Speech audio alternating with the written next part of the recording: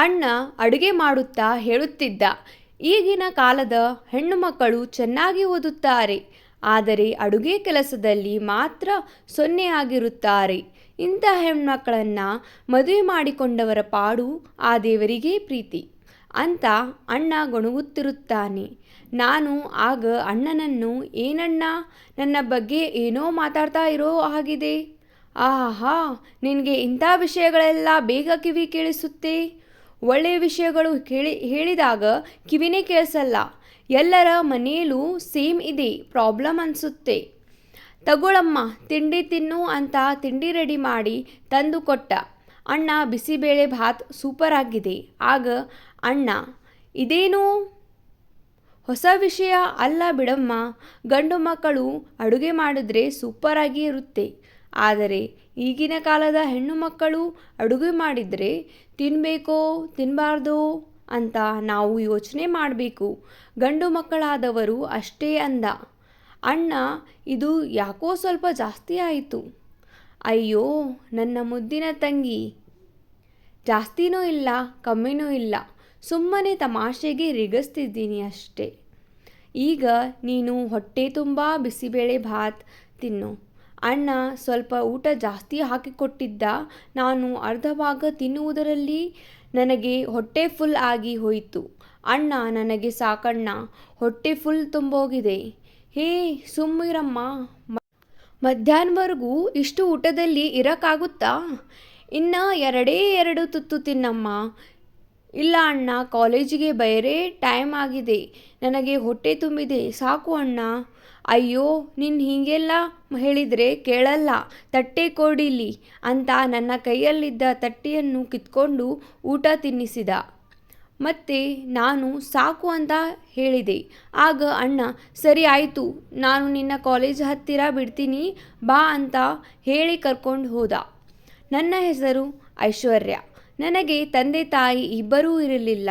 ಅಣ್ಣನ ಹೆಸರು ಮಹೇಶ್. ಅಣ್ಣ ನನಗೆ ತಂದೆ ತಾಯಿಯಾಗಿದ್ದ. ಅಪ್ಪ ಅಮ್ಮ ಒಂದು ಆಕ್ಸಿಡೆಂಟ್ನಲ್ಲಿ ನನಗೆ 8 ವರ್ಷವಿದ್ದಾಗ ತೀರಿಕೊಂಡಿದ್ದರು. ಆಗ ಅಣ್ಣನಿಗೆ 14 ವರ್ಷ, ನನಗೂ ಅಣ್ಣನಿಗೂ 6 ವರ್ಷ ಅಂತರವಿತ್ತು.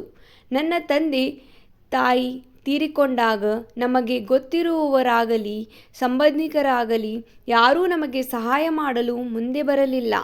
ಅಣ್ಣನಿಗೆ ಮನೆಯಲ್ಲಿ ಅಲ್ಪ ಸ್ವಲ್ಪ ಕೆಲಸ ಗೊತ್ತಿತ್ತು. ನಮ್ಮದು ಅಂತ ಒಂದು ಪುಟ್ಟ ಮನೆಯೂ ಇತ್ತು. ಹಾಗಾಗಿ ಅವನಿಗೆ ತಿಳಿಸಿ ಅಡುಗೆಯನ್ನು ಮಾಡಿ ಅವನೇ ಊಟ ತಿನ್ನಿಸಿ ನನಗೆ ಯಾವುದೇ ಕಷ್ಟ ಕೊಡದಂತೆ ಚಿಕ್ಕ ವಯಸ್ಸಿನಿಂದಲೂ ನನಗೆ ಪ್ರೀತಿ ಕೊಟ್ಟು ಬೆಳೆಸಿದ. ಅಣ್ಣ ನನಗೋಸ್ಕರ 8ನೇ ತರಗತಿಯಲ್ಲಿ ಅವನ ವಿದ್ಯಾಭ್ಯಾಸವನ್ನು ನಿಲ್ಲಿಸಿದ. ನನ್ನನ್ನು ಚೆನ್ನಾಗಿ ನೋಡಿಕೊಳ್ಳಬೇಕು, ಚೆನ್ನಾಗಿ ಓದಿಸಬೇಕು ಎಂದು ಅವನು ಕೆಲಸಕ್ಕೆ ಹೋಗುವುದನ್ನು ಶುರು ಮಾಡಿಕೊಂಡ. ಅಂದಿನಿಂದ ಅಣ್ಣ ನನಗೆ ಎಲ್ಲ ಆಗಿದ್ದಾನೆ. ಅಣ್ಣ ಒಂದು ಗ್ಯಾರೇಜಿನಲ್ಲಿ ಕೆಲಸ ಮಾಡುತ್ತಿದ್ದ. ಅಣ್ಣ ನನಗಿಂತ ಬೇಗನೆ ಕೆಲಸಕ್ಕೆ ಹೋಗಬೇಕಿತ್ತು. ಆದರೆ ಅವನು ನನ್ನನ್ನು ಕಾಲೇಜಿಗೆ ಬಿಟ್ಟು ಅವನ ಕೆಲಸಕ್ಕೆ ದಿನಾ ತಡವಾಗಿ ಹೋಗಿ ಅವರ ಓನರ್ ಕೈಯಲ್ಲಿ ಬೈಸಿಕೊಳ್ಳುತ್ತಿದ್ದ.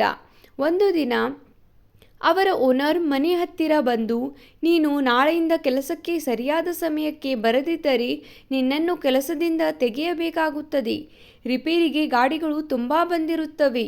ಅವುಗಳನ್ನು ಸರಿಯಾದ ಸಮಯಕ್ಕೆ ಕೊಡದಿದ್ದರೆ ನಮಗೆ ಕಸ್ಟಮರ್ ಇರುವುದಿಲ್ಲ. ಇದನ್ನು ನಾನು ನಿನಗೆ ದಿನಾ ಹೇಳ್ತಾನೇ ಇದ್ದೀನಿ. ಆದರೆ ನೀನು ದಿನಾ ನನ್ನ ತಂಗಿನ ಕಾಲೇಜಿಗೆ ಕರ್ಕೊಂಡು ಹೋಗಿದ್ದೆ, ಅಲ್ಲಿ ಕರ್ಕೊಂಡು ಹೋಗಿದ್ದೆ, ಇಲ್ಲಿ ಕರ್ಕೊಂಡು ಹೋಗಿದ್ದೆ ಅಂತ ಏನಾದರೂ ಹೇಳುತ್ತಾನೇ ಇರ್ತೀಯ. ಒಂದು ಕೆಲಸ ಮಾಡು, ನಿನ್ನ ತಂದೆ ತಾಯಿನೂ ಓದಿಲ್ಲ, ನೀನು ಪೂರ್ತಿ ಓದಿಲ್ಲ, ನಿನ್ನ ತಂಗಿನ ಯಾಕೋ ಓಡಿಸುತ್ತಿದ್ದೀಯಾ? ಎಲ್ಲಾದರೂ ಕೆಲಸಕ್ಕೆ ಸೇರಿಸು. ಅವಳು ನೀನು ಇಬ್ಬರು ಸೇರಿ ಸಂಪಾದನೆ ಮಾಡಿ ದುಡ್ಡನ್ನು ಕೂಡ ಹಾಕಿದ್ರೆ ನಾಳೆ ಅವಳ ಮದುವೆಗೆ ಸಾಲ ಮಾಡುವ ಅವಶ್ಯಕತೆ ಇರೋದಿಲ್ಲ ಅಂತ ಹೇಳ್ತಾರೆ. ಆಗ ಅಣ್ಣನಿಗೆ ಕೋಪ ಬಂದು, ಅಲ್ಲ ಸರ್, ನಮ್ಮ ಅಪ್ಪ ಅಮ್ಮ ಓದಿಲ್ಲ ಸರಿ, ನಾನು ಅರ್ಧಕ್ಕೆ ಬಿಟ್ಟಿದ್ದೀನಿ ಸರಿ, ಹಾಗಂತ ನನ್ನ ತಂಗಿನ ಓದಬಾರ್ದು ಅಂತ ಏನೂ ಇಲ್ವಲ್ಲ ಸರ್.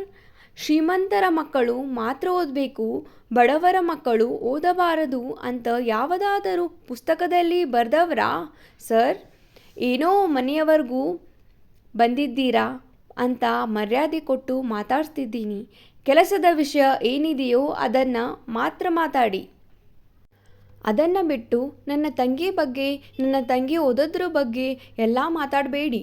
ಏನೋ ಹೀಗೆ ಮಾತಾಡ್ತೀಯಾ, ಏನೋ ಚೆನ್ನಾಗಿ ಕೆಲಸ ಮಾಡ್ತೀಯಾ ಅಂತ ಮನೆಯವರೆಗೂ ಹುಡ್ಕೊಂಡು ಬಂದು ಹೇಳಿದರೆ ಬಾಯಿ ಬೋದಂಗೆ ಮಾತಾಡ್ತಿದ್ದೀಯಾ ಅಂತ ಜೋರಾಗಿ ಕೂಗಾಡಿದರು. ಆಗ ನಾನು, ಸರ್ ನೀವು ಬೇಜಾರು ಮಾಡ್ಕೋಬೇಡಿ, ನಾಳೆಯಿಂದ ಅಣ್ಣ ಸರಿಯಾಗಿ ಕೆಲಸಕ್ಕೆ ಬರ್ತಾನೆ ಅಂತ ಹೇಳಿದೆ.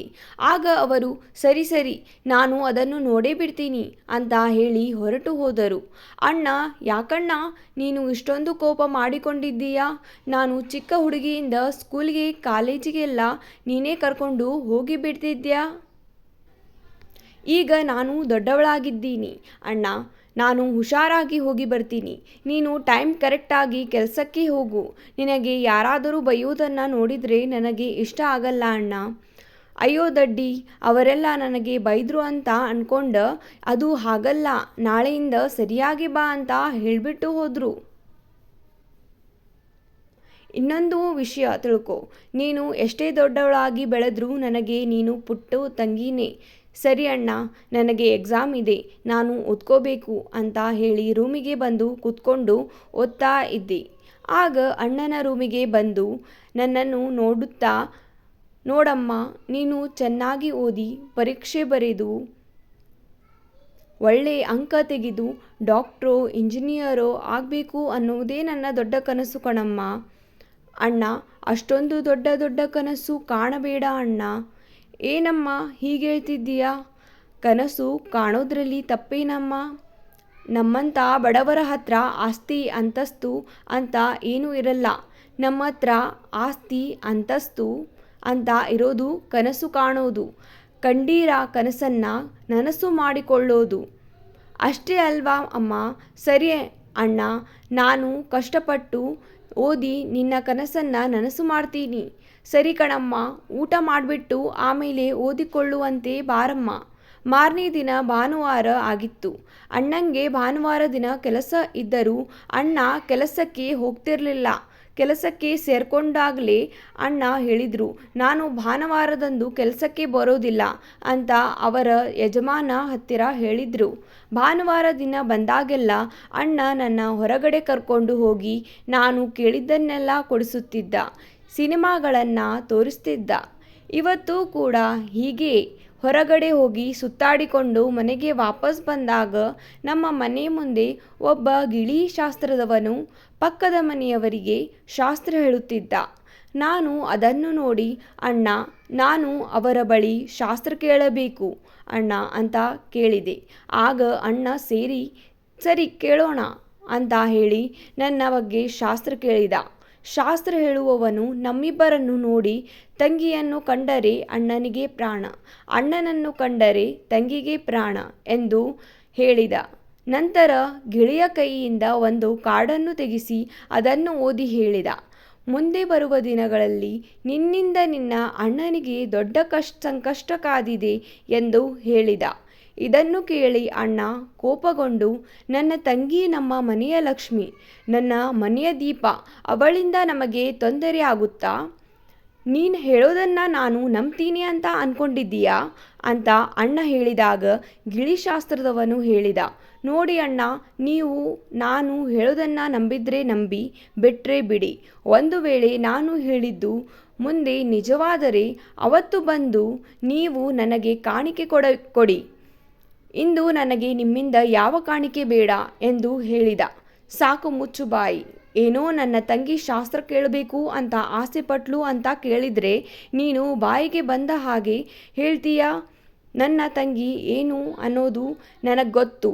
ನಿನ್ನ ಶಾಸ್ತ್ರದಿಂದ ನಾನು ತಿಳ್ಕೋಬೇಕಾಗಿಲ್ಲ. ನೋಡಿ ಸ್ವಾಮಿ, ನಾನು ಹೊಟ್ಟೆಪಾಡಿಗೆ ಸುಳ್ಳು ಹೇಳಬಹುದು, ಆದರೆ ನನ್ನ ಜ್ಯೋತಿಷ್ಯ ಸುಳ್ಳು ಆಗೋದಿಲ್ಲ ಸ್ವಾಮಿ ಎಂದರು. ಆಗ ಅಣ್ಣ, ನೀನು ಹೇಳೋದೆಲ್ಲ ನಿಜ ಆಗ್ಬಿಟ್ಟಿದ್ದಿದ್ರೆ ನೀನು ಎಲ್ಲಿ ಇರುತ್ತಿರಲಿಲ್ಲ. ನಿನ್ನ ಜನ ದೇವರು ಅಂತ ಕೂರಿಸಿ ಪೂಜೆ ಮಾಡಿ ಮೆರೆಸ್ತಾ ಇದ್ರು. ಸುಮ್ಮನೆ ಇಲ್ಲಿಂದ ಎದ್ದು ಹೋಗು ಅಂತ ಹೇಳಿ ಅಣ್ಣ ನನ್ನ ಕೈ ಹಿಡ್ಕೊಂಡು ಒಳಗಡೆ ಕರ್ಕೊಂಡು ಹೋದ. ಮಹೇಶ್ ಕೆಲಸ ಮಾಡುತ್ತಿದ್ದ ಗ್ಯಾರೇಜ್ನಲ್ಲಿ ಅವನ ಸ್ನೇಹಿತ ಶ್ರೀನಿವಾಸ್ ಇದ್ದ. ಅವರಿಬ್ಬರು ಊಟ ಮಾಡುವಾಗ ಮನೆಯಿಂದ ತೆಗೆದುಕೊಂಡು ಬಂದು ಊಟವನ್ನು ಇಬ್ಬರು ಹಂಚಿಕೊಂಡು ತಿನ್ನುತ್ತಿದ್ದರು.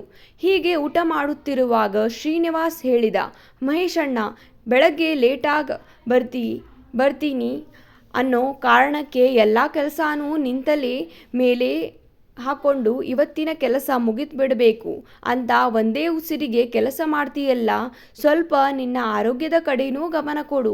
ಮನೇಲೂ ಹೋಗಿ ತಂಗಿ ಕೈಯಲ್ಲಿ ಕೆಲಸ ಮಾಡಿಸ್ಬಾರ್ದಾ ಅಂತ ನೀನೇ ಕೆಲಸ ಮಾಡ್ತೀಯ, ಇಲ್ಲೂ ಒಂದು ನಿಮಿಷ ಕೂತುಕೊಳ್ಳದಂಗೆ ಕೆಲಸ ಮಾಡ್ತೀಯ. ನಿನ್ನ ಆರೋಗ್ಯದ ಬಗ್ಗೆನೂ ಸ್ವಲ್ಪ ಯೋಚನೆ ಮಾಡಬೇಕಲ್ವಾ? ನೀನು ಚೆನ್ನಾಗಿದ್ರೆ ಅಲ್ವಾ ನೀನು ತಂಗಿನ ಚೆನ್ನಾಗಿ ನೋಡ್ಕೊಳ್ಳೋಕ್ಕಾಗೋದು. ನನಗೇನು ಆಗಿದೆ, ನಾನು ಚೆನ್ನಾಗೇ ಇದ್ದೀನಿ. ಒಂದು ವೇಳೆ ಅಪ್ಪ ಅಮ್ಮ ಇದ್ದಿದ್ದರೆ ನನ್ನ ಚೆನ್ನಾಗಿ ನೋಡ್ಕೋತಿದ್ರೇನೋ. ಅಣ್ಣ ಚೆನ್ನಾಗಿ ನೋಡ್ಕೋತಿಲ್ಲ ಅನ್ನೋ ಯೋಚನೆನೇ ಬರಬಾರ್ದು ಅಂತಾನೆ ನಾನು ಇಷ್ಟು ಕಷ್ಟಪಟ್ಟು ದುಡಿದು ನನ್ನ ತಂಗಿನ ಚೆನ್ನಾಗಿ ನೋಡ್ಕೋತಿದ್ದೀನಿ. ಸರಿ ಅಣ್ಣ, ಈ ವಿಷಯದಲ್ಲಿ ನಿನಗೆ ಮಾತು ಕೊಡೋಕ್ಕಾಗಲ್ಲ. ಆದರೆ ಒಂದು ಮಾತು ಹೇಳ್ತೀನಿ, ನೀನು ಬೇಜಾರು ಮಾಡ್ಕೊಳ್ಳಲ್ಲ ಅಂದರೆ. ಅದೇನು ಅಂತ ಹೇಳು, ಪರವಾಗಿಲ್ಲ. ಈಗಿನ ಕಾಲದಲ್ಲಿ ಹೆಣ್ಣು ಮಕ್ಕಳು ಕಾಲೇಜು ಮೆಟ್ಲು ಹತ್ತಿದ ಮೇಲೆ ಪ್ರೀತಿ ಪ್ರೇಮ ಅಂತ ಹಳ್ಳಕ್ಕೆ ಬಿದ್ದುಬಿಡ್ತಾರೆ. ಸ್ವಲ್ಪ ಹುಷಾರು ಅಣ್ಣ ಅಂತ ಹೇಳಿದೆ. ನೋಡು ಶ್ರೀನಿವಾಸ್, ಯಾವುದೋ ಒಂದು ಹೆಣ್ಣು ಹುಡುಗಿ ಹಾಗೆ ಮಾಡ್ತು ಅಂತ ಎಲ್ಲ ಹೆಣ್ಮಕ್ಕಳು ಹಾಗೆ ಮಾಡ್ತಾರೆ ಅಂತ ತಿಳ್ಕೊಳ್ಳೋದು ತಪ್ಪು. ನಮ್ಮ ಮನೆ ಹೆಣ್ಮಕ್ಕಳು ನಾವೇ ನಂಬಿಲ್ಲ ಅಂದರೆ ಬೇರೆ ಯಾರು ನಂಬುತ್ತಾರೆ? ನಿನ್ನ ತಂಗಿ ತಪ್ಪು ಮಾಡ್ತಾಳೆ ಅಂತ ಅಲ್ಲ ಅಣ್ಣ ಹೇಳಿದ್ದು.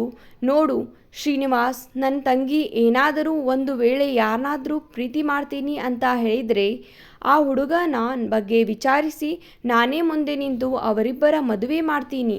ಒಟ್ಟಿನಲ್ಲಿ ನನ್ನ ತಂಗಿ ಖುಷಿಯಾಗಿರಬೇಕು ಅಷ್ಟೇ. ಏನೋ ಅಣ್ಣ, ನನಗೆ ತಿಳಿದಿದ್ದನ್ನು ಹೇಳಿದೆ.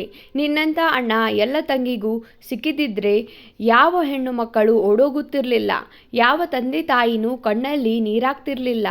ಒಟ್ಟಿನಲ್ಲಿ ಮಹೇಶಣ್ಣ, ನೀನು ನಿನ್ನ ತಂಗಿ ಯಾರು ಕೆಟ್ಟ ಕಣ್ಣು ಬೀಳದೇ ಇರೋ ಹಾಗೆ ಚೆನ್ನಾಗಿದ್ರೆ ಸಾಕಣ್ಣ. ನಾನು ಕಾಲೇಜಿನಲ್ಲಿ ಒಬ್ಬ ಹುಡುಗನನ್ನು ಪ್ರೀತಿ ಮಾಡ್ತಾ ಇದ್ದೆ. ಅವನ ಹೆಸರು ತರುಣ್. ಈ ವಿಷಯ ನನ್ನ ಗೆಳತಿ ಗೀತಾಗೆ ಗೊತ್ತಾಯಿತು. ಅವಳು ಇವತ್ತು ಕಾಲೇಜು ಮುಗಿದು ಹೊರಗೆ ಬರುತ್ತಿರುವಾಗ ಕೇಳಿದಳು, ಐಶ್ವರ್ಯ, ನೀನು ತರುಣನ ಪ್ರೀತಿ ಮಾಡ್ತಾ ಇದ್ದೀಯಾ? ಇಲ್ಲ ಕಣೆ, ಹಾಗೇನೂ ಇಲ್ಲ. ನೋಡು, ನೀನು ಸುಳ್ಳು ಹೇಳಬೇಡ. ನನಗೆ ಗೊತ್ತು ನೀನು ತರುಣ್ನ ಪ್ರೀತಿ ಮಾಡ್ತಿದ್ಯಾ ಅಂತ. ಹೌದು ಕಣೆ, ನಾನು ಅವನನ್ನು ತುಂಬ ಪ್ರೀತಿಸುತ್ತಿದ್ದೇನೆ. ಅವನು ನನ್ನನ್ನು ಅಷ್ಟೇ ಪ್ರೀತಿ ಮಾಡ್ತಿದ್ದಾನೆ. ಈ ವಿಷಯ ನಿಮ್ಮ ಅಣ್ಣನಿಗೆ ಗೊತ್ತಾ? ಇಲ್ಲ ಕಣೆ, ಅಣ್ಣಂಗೆ ಈ ವಿಷಯ ಗೊತ್ತಿಲ್ಲ. ಅಲ್ವೇ, ಊರಲ್ಲಿ ಈ ವಿಷಯ ಏನಾದರೂ ಗೊತ್ತಾದರೆ ನಿಮ್ಮಣ್ಣ ಊರಲ್ಲಿ ತಲೆ ಎತ್ಕೊಂಡು ಓಡಾಡೋಕ್ಕೆ ಆಗುತ್ತೇನೆ? ಹಾಗಂತ ನಾನು ಪ್ರೀತಿ ಮಾಡೋದನ್ನು ಬಿಟ್ಟು ಬಿಡು ಅಂತ ಹೇಳ್ತೀಯಾ? ಹೌದು ಕಣೆ, ಬಿಡ್ಬಿಡು ಅಂತಾನೆ ಹೇಳ್ತೀನಿ. ಯಾಕೆ ಅಂದರೆ ನಿನ್ನಣ್ಣ ದೇವರಂತವನು. ನಿನ್ನ ಎಳೆ ಮಗು ಥರ ನೋಡ್ಕೋತಿದ್ದಾನೆ. ನಿನಗಾಗಿ ಎಷ್ಟೆಲ್ಲ ಕಷ್ಟ ಬೀಳ್ತಿದ್ದಾನೆ. ನೀನೇ ಸರ್ವಸ್ವ ಅಂದ್ಕೊಂಡಿದ್ದಾನೆ. ಅಂಥವರಿಗೆ ನೀನು ಮೋಸ ಮಾಡೋದು ತಪ್ಪಲ್ವಾ? ನಿಮ್ಮಣ್ಣ ನಿನ್ನನ್ನು ಅಂತಿಂಥವನಿಗೆ ಕೊಟ್ಟು ಮದುವೆ ಮಾಡುತ್ತಾನೆ ಅಂತ ತಿಳ್ಕೊಂಡಿದ್ದೀಯಾ? ನಿಜವಾಗ್ಲೂ ಇಲ್ಲ. ಅವನಂಥ ಹುಡುಗನ್ನೇ ಹುಡುಕಿ ನಿನ್ನನ್ನು ರಾಣಿ ಥರ ನೋಡ್ಕೊಳ್ಳೋ ಥರ ಗಂಡನ ಹುಡುಕ್ತಾನೆ ಅಂತ ಅಣ್ಣ ಸಿಕ್ಕಿರೋದು ನಿನ್ನ ಪುಣ್ಯ ಕಣೆ. ನೋಡು ಗೀತಾ, ನಾನು ತರುಣ್ನ ಮನಸಾರೆ ಪ್ರೀತಿಸ್ತಿದ್ದೇನೆ. ನಾನು ಕಾಟಾಚಾರಕ್ಕೆ ಪ್ರೀತಿಸಿಲ್ಲ. ನೀನು ಬಿಟ್ಟು ಬಿಡು ಅಂದ ಕ್ಷಣ ಬಿಟ್ಟು ಬಿಡೋದಕ್ಕೆ ನಿಂಗೆ ನಿಮ್ಮಣ್ಣನಿಗಿಂತ ನಿನ್ನ ಪ್ರೀತಿನೇ ಹೆಚ್ಚಾಯ್ತಾ? ನೋಡೆ, ಇಂಥ ವಿಷಯದಲ್ಲಿ ಯಾರು ಹೆಚ್ಚು ಯಾರು ಕಡಿಮೆ ಅಂತ ಹೇಳೋದಕ್ಕೆ ಬರಲ್ಲ. ನೋಡು ಐಶ್ವರ್ಯ, ಹುಚ್ಚರಿಗಾದರೂ ಬುದ್ಧಿ ಹೇಳಬಹುದು, ಆದರೆ ಹುಚ್ಚರ ಥರ ಪ್ರೀತಿ ಮಾಡೋರಿಗೆ ಏನೂ ಹೇಳೋಕ್ಕಾಗಲ್ಲ. ಪುರಾಣ ಸಾಕು, ನಡಿ ಹೋಗೋಣ. ನಾನು ತರುಣ್ನ ಎಷ್ಟರ ಮಟ್ಟಿಗೆ ಪ್ರೀತಿ ಮಾಡ್ತಿದ್ದೆ ಅಂದರೆ ನನ್ನ ಸರ್ವಸ್ವವನ್ನು ಅವನಿಗೆ ಅರ್ಪಿಸಿದ್ದೆ.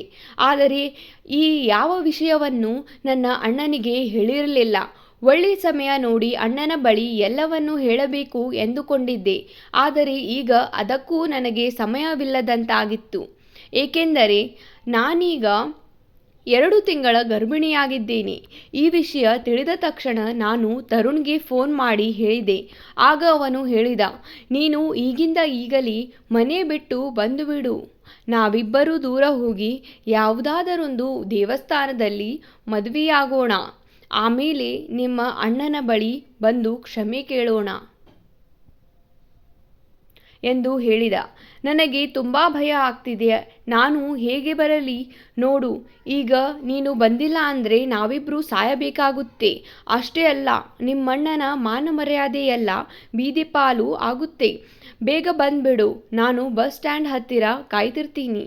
ಸರಿ ಅಂತ ಹೇಳಿ ಅಣ್ಣ ಕೆಲಸದಿಂದ ಮನೆಗೆ ಬರೋದ್ರೊಳಗೆ ಹೋಗಬೇಕು ಅಂತ ಬಟ್ಟೆ ಎಲ್ಲ ಪ್ಯಾಕ್ ಮಾಡಿಕೊಂಡು ಸುತ್ತಮುತ್ತ ಯಾರೂ ಇಲ್ಲದೆ ಇರೋ ಸಮಯ ನೋಡಿ ಮನೆ ಬಿಟ್ಟು ಹೊರಟು ಹೋದೆ. ಬಸ್ ಸ್ಟ್ಯಾಂಡ್ ಅಲ್ಲಿ ತರುಣ್ ಕಾಯ್ತಾ ನಿಂತಿದ್ದ.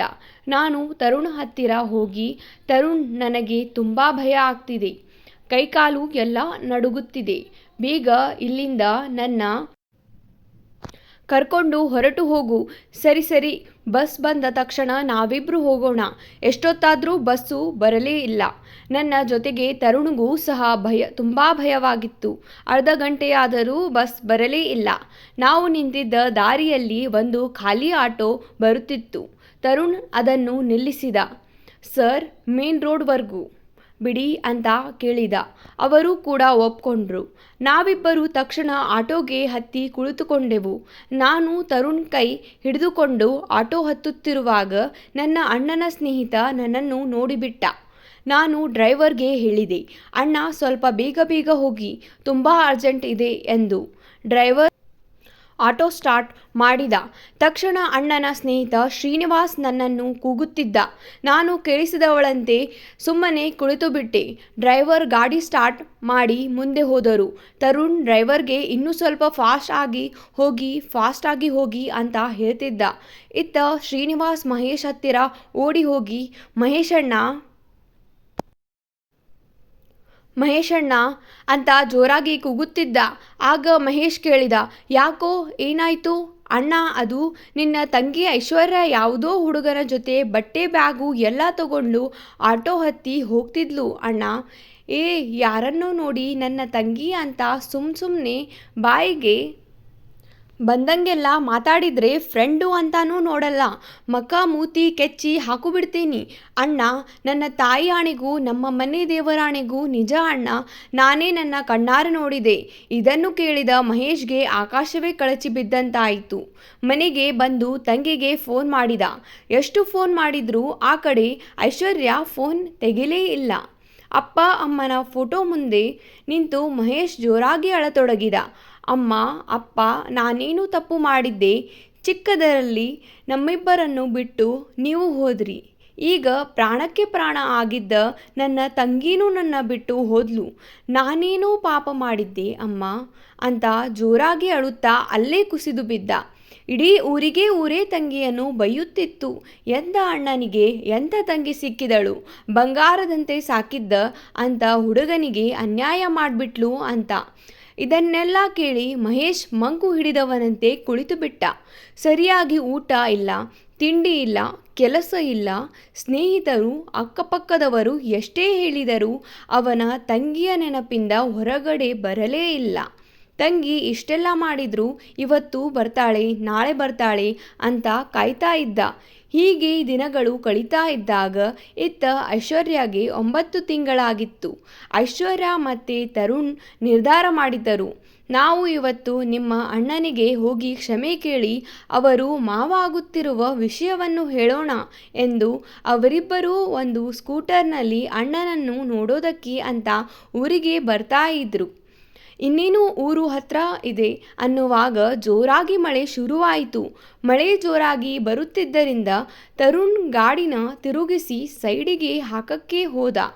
ಆಗ ಎದುರುಗಡೆಯಿಂದ ಬರ್ತಿದ್ದ ಲಾರಿ ಇವರ ಗಾಡಿಗೆ ಡಿಕ್ಕಿ ಹೊಡೆಯಿತು. ಇವರಿಬ್ಬರಿಗೂ ಗಂಭೀರ ಗಾಯಗಳಾಗಿದ್ದವು. ಅಲ್ಲಿದ್ದ ಜನ ಅವರಿಬ್ಬರನ್ನು ಆಸ್ಪತ್ರೆಗೆ ಕರೆದುಕೊಂಡು ಹೋಗಿ ಸೇರಿಸಿದರು. ಅದರಲ್ಲಿ ಒಬ್ಬರು ಐಶ್ವರ್ಯಳನ್ನು ನೋಡಿ ಗುರುತಿಸಿ, ಇವಳು ನಮ್ಮ ಮಹೇಶನ ತಂಗಿ ಐಶ್ವರ್ಯ ಅಲ್ವಾ? ಊರ ಬಿಟ್ಟು ಹೋಗಿ 8 ತಿಂಗಳಾಗಿತ್ತು. ಅಣ್ಣನನ್ನ ನೋಡೋಣ ಅಂತ ಬರುತ್ತಿದ್ಲೋ ಏನೋ ಪಾಪ, ತುಂಬು ಗರ್ಭಿಣಿ ಬೇರೆ. ಎಂಥ ಪರಿಸ್ಥಿತಿ ತಂದುಕೊಂಡ್ಬಿಟ್ಟಿದ್ದಾಳೆ. ಇದನ್ನು ಮೊದಲು ಮಹೇಶ್ಗೆ ತಿಳಿಸಬೇಕು ಅಂತ ಫೋನ್ ಮಾಡಿ ಮಹೇಶ್ಗೆ ವಿಷಯ ತಿಳಿಸಿದ. ಐಶ್ವರ್ಯಗೆ ತಲೆಗೆ ಪೆಟ್ಟಾಗಿದ್ದರಿಂದ ಅವಳನ್ನು ಆಪರೇಷನ್ ಥಿಯೇಟರ್ಗೆ ಕರೆದುಕೊಂಡು ಹೋದರು. ಇತ್ತ ತರುಣ್ ಆಸ್ಪತ್ರೆಗೆ ಹೋಗುತ್ತಿದ್ದಂತೆಯೇ ತೀರಿ ಹೋಗಿದ್ದ. ಐಶ್ವರ್ಯಗೆ ಕೂಡ ತುಂಬ ಪೆಟ್ಟಾಗಿ ತಲೆಯಿಂದ ರಕ್ತ ಸೋರುತ್ತಿತ್ತು. ಇತ್ತ ವಿಷಯ ಕೇಳಿದ ಮಹೇಶ್ ಎದ್ನೋ ಬಿದ್ನೋ ಅಂತ ತಂಗಿಯನ್ನು ನೋಡೋದಕ್ಕೆ ಓಡೋಡಿ ಬಂದ. ಮಹೇಶ್ ಆಸ್ಪತ್ರೆಗೆ ಬಂದವನೇ ತಂಗಿಯನ್ನು ನೋಡಲು ತಡವರಿಸುತ್ತಿದ್ದ. ಡಾಕ್ಟರ್ ಬಳಿ ಕೇಳಿದ, ನಾನು ಒಂದೇ ಒಂದು ಸರಿ ನನ್ನ ತಂಗಿನ ನೋಡಬೇಕು, ದಯವಿಟ್ಟು ತೋರಿಸಿ ಅಂತ. ಆಗ ಡಾಕ್ಟರ್ ಹೇಳಿದರು, ಅವರಿಗೆ ಆಕ್ಸಿಡೆಂಟ್ನಲ್ಲಿ ಪೆಟ್ಟಾಗಿ ತುಂಬ ರಕ್ತಸ್ರಾವವಾಗಿ ಆಪರೇಷನ್ ಮಾಡಲಾಗುತ್ತಿದೆ. 20 ನಿಮಿಷದ ನಂತರ ನೀವು ಅವರನ್ನು ನೋಡಬಹುದು ಅಂತ ಹೇಳಿ, ನೀವು ಆ ಹುಡುಗಿಗೆ ಏನಾಗಬೇಕು ಅಂತ ಕೇಳಿದರು. ಅವಳು ನನ್ನ ತಂಗಿ ಡಾಕ್ಟರ್ ಅಂತ ಹೇಳಿದಾಗ ಮಹೇಶ್ ಕೈಯಿಂದ ಸೈನ್ ಮಾಡಿಸಿಕೊಂಡರು. 20 ನಿಮಿಷದ ನಂತರ ಡಾಕ್ಟರ್ ಆಪರೇಷನ್ ಥಿಯೇಟರ್ ಇಂದ ಹೊರಗಡೆ ಬಂದು, ನೋಡಿ ಅವರಿಗೆ ಹೆಣ್ಣು ಮಗು ಆಗಿದೆ ಅಂತ ಹೇಳಿದರು. ಮಹೇಶ್ ತುಂಬ ಖುಷಿಪಟ್ಟ. ಮತ್ತೆ ಡಾಕ್ಟರ್ ಹೇಳಿದರು, ಆದರೆ ನಿಮ್ಮ ತಂಗಿಯನ್ನು ಉಳಿಸಿಕೊಳ್ಳಲು ಆಗಲಿಲ್ಲ. ಅವರ ತಲೆಗೆ ಬಲವಾದ ಗಾಯ ಆಗಿದ್ದರಿಂದ ಅವರನ್ನು ಉಳಿಸುವುದಕ್ಕೆ ಆಗಲಿಲ್ಲ ಅಂತ ಹೇಳಿ ಮಗುನ ತಂದು ಮಹೇಶ್ ಕೈಗೆ ಕೊಟ್ಟರು. ಮಹೇಶ್ಗೆ ಭೂಮಿ ಕುಸಿದಂತಾಯಿತು. ಮಗುವನ್ನು ಹಿಡಿದುಕೊಂಡು ಜೋರಾಗಿ ಅಳುತ್ತಿದ್ದ. ತಂಗಿಯ ಮುಖ ನೋಡುತ್ತಾ, ಈಗಲೂ ನನಗೆ ನೀನು ಹೇಳದೆ ಹೋದ ಅಷ್ಟು ಪಾಪ ನಾನು ಏನು ಮಾಡಿದ್ದೆ ಎಂದು ತಂಗಿಯ ಹಣೆಗೆ ಮುತ್ತು ಕೊಡುತ್ತಾ ಮಗುವನ್ನು ಅವಳ ಪಕ್ಕಕ್ಕೆ ಮಲಗಿಸಿದ. ನಂತರ ಮಗುವನ್ನು ಎತ್ತಿಕೊಂಡು ಅವರಿಬ್ಬರ ಅಂತ್ಯ ಸಂಸ್ಕಾರವನ್ನು ಮುಗಿಸಿದ. ಮನೆಗೆ ಮಗುವನ್ನು ಕರೆದುಕೊಂಡು ಬಂದು ದೇವರ ಮುಂದೆ ಮಗುವನ್ನು ಮಲಗಿಸಿ, ಹೇ ಭಗವಂತ, ನಾನು ನನ್ನ ತಂಗಿ ಚಿಕ್ಕವರಾಗಿದ್ದಾಗ ನನ್ನ ತಂದೆ ತಾಯಿಯನ್ನು ಕಿತ್ತುಕೊಂಡು ತಬ್ಬಲಿಗಳನ್ನಾಗಿ ಮಾಡಿದೆ. ಈಗ ನನ್ನ ತಂಗಿ ಮಗು ಪ್ರಪಂಚವನ್ನೇ ನೋಡುವುದಕ್ಕೂ ಮೊದಲೇ ಅವರಿಬ್ಬರ ಕರೆದುಕೊಂಡು ತಬ್ಬಲಿ ಮಾಡಿದ್ದೀಯಲ್ಲ, ಇದು ನಿನಗೆ ನ್ಯಾಯವೇ? ಆ ಮಗುವಿನ ಮೇಲೆ ಸ್ವಲ್ಪ ನಿನಗೆ ಕನಿಕರ ಬೇಡವೇ ಎಂದು ಕೂಗಾಡಿದ. ನಂತರ ಮಗು ಅಳುತ್ತಿತ್ತು. ಮಗುವನ್ನು ಸಮಾಧಾನ ಮಾಡುತ್ತಿದ್ದ. ಎಷ್ಟೇ ಸಮಾಧಾನ ಮಾಡಿದರೂ ಮಗು ಅಳುವುದನ್ನು ನಿಲ್ಲಿಸಲಿಲ್ಲ. ಆಗ ಪಕ್ಕದ ಮನೆಯವರು ಬಂದು ಆ ಮಗುವಿಗೆ ಹಾಲು ತಂದು ಕೊಟ್ಟು ಸಮಾಧಾನ ಮಾಡಿದರು ಮತ್ತು ಅವರು ಹೇಳಿದರು, ನೋಡಪ್ಪ ಮಹೇಶ್, ನಿನ್ನ ಸಂಕಟ ಅರ್ಥವಾಗುತ್ತೆ. ನಿನಗೆ ಒಂದು ಮಾತು ಹೇಳ್ತೀನಿ, ನೀನು ಮದುವೆಯಾಗು. ಇಷ್ಟು ದಿನ ತಂಗಿಗೋಸ್ಕರ ಜೀವನ ಸಾಗಿಸಿದೀಯಾ. ನೀವಿಬ್ರು ತಬ್ಬಲಿಗಳಾಗಿ ಬೆಳೆದಿದ್ದೀರಿ. ಈಗ ನಿಮ್ಮ ಹಾಗೆ ಈ ಮಗು ಬೆಳೆಯುವುದನ್ನು ಬೇಡ. ನೀನು ಒಂದು ಮದುವೆಯನ್ನು ಮಾಡಿಕೊ. ನಿನ್ನ ಚಿಂತೆಗಳು ಕಡಿಮೆಯಾಗುತ್ತವೆ. ಆ ಮಗುಗೆ ತಂದೆ ತಾಯಿ ಇಬ್ಬರೂ ಸಿಕ್ಕದಂತಾಗುತ್ತದೆ ಎಂದು ಹೇಳಿದರು. ಅದರಂತೆ ಮಹೇಶ್ 1 ವರ್ಷದ ನಂತರ ಮದುವೆಯನ್ನು ಮಾಡಿಕೊಂಡ. ಹೆಂಡತಿ ಕೂಡ ತುಂಬ ಒಳ್ಳೆಯವಳು. ಆ ಮಗುವನ್ನು ತುಂಬ ಚೆನ್ನಾಗಿ ನೋಡಿಕೊಳ್ಳುತ್ತಿದ್ದಾಳೆ. ಅಷ್ಟೇ ಅಲ್ಲ, ಮಹೇಶ್ಗೆ ಒಂದು ಗಂಡು ಮಗು ಆಗಿದೆ. ಮಹೇಶ್ ತಂಗಿ ಮಗಳಿಗೆ ಐಶ್ವರ್ಯ ಅಂತಲೇ ಹೆಸರಿಟ್ಟಿದ್ದಾನೆ. ಅವಳಿಗೀಗ 5 ವರ್ಷ.